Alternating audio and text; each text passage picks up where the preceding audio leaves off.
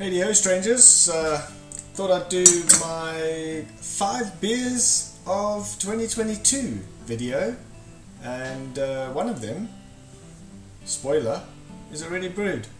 So let me pour this and let's get cracking.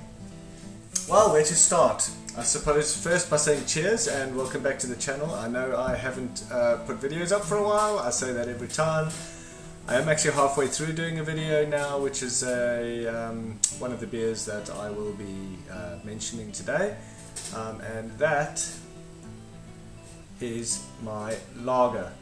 Now, it's something I've always wanted to do, is be able to brew a good, solid lager with no off flavors, and I finally managed to do it, and I've figured out perhaps my temperature control isn't as tight as I think it is. I've got like a 1 degree discrepancy on my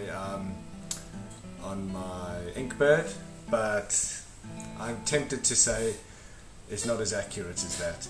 And so now, starting with pressure fermenting, it just gives me a little bit more leeway, and I can get the beers ready faster. So I'm loving these. This is my 3rd batch of lager. That one came out a tad strong, 5.7, but she's just so tasty. Like, it's got a weird kind of sort of beautiful taste, and then it's almost gone quite quickly. It's quite dry, and you just want to have another sip, that's pretty much what you want from a lager. Anyway, so this year I decided I'm going to keep it simple. I've spent a lot of years experimenting.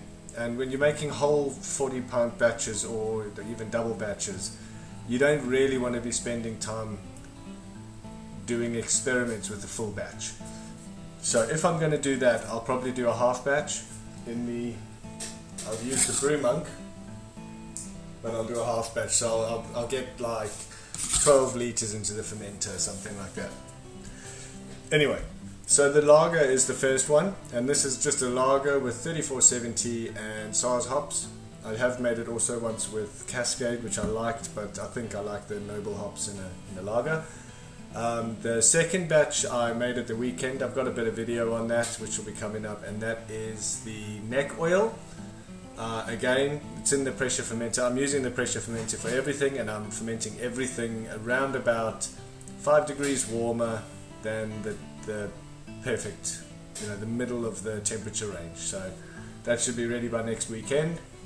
And then I saw on the Beavertown website they've got an imperial neck oil now. It's called double neck oil, and I'm very intrigued. I love a double IPA, and this would be like because neck oil is a pale ale, really, maybe even a blonde ale. It's not an IPA. It's hoppy enough, but I wouldn't class it as an IPA. But the double neck oil, I would think, should fall into IPA category. So I'm going to have a look to see if I can figure out if there's anything different. If it's a matter of just doubling the grain bill, I can do that. I've got the hop cap, which can do me 10 gallons or 40 liters, whatever it is. So yeah, I probably wouldn't. I'd probably make a single batch, but I'd need the space for the grain that you'd get in the Hopcat.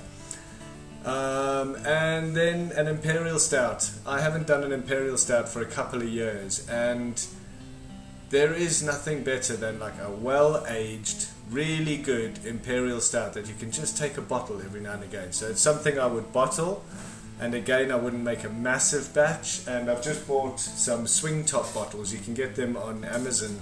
I think they're about $20 for 12, or yeah, something like that. So I bought them. They're brown swing top bottles, so that's ideal. I'm going to try and put my Imperial Stout in there. The last one is I brewed Zombie Dust about 3 or 4 years ago, probably more like 4 years ago, and I absolutely loved it. My one came in about 7%, which I think maybe needs to be a little bit lower to make it sessionable. but I really loved that. But I also brewed the Bell's Two Hearted IPA. It's like a seasonal one that's quite the craze in America. I've never tasted the original, but when I made the recipe, I think it was a Jamal's recipe from just on the internet.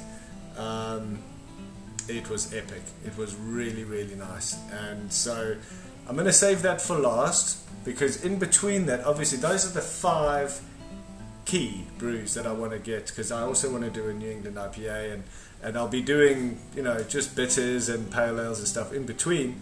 But those are the ones that I'd like. If I get those done in the course of the year, then I'd feel like it was a successful brewing year, especially if they all come out nicely. So yeah, in short, lager, neck oil, double neck oil, an imperial stout, and either Bell's Two Hearted or Zombie Dust. So put that in your pipe and smoke it. Cheers guys, catch you on the next one.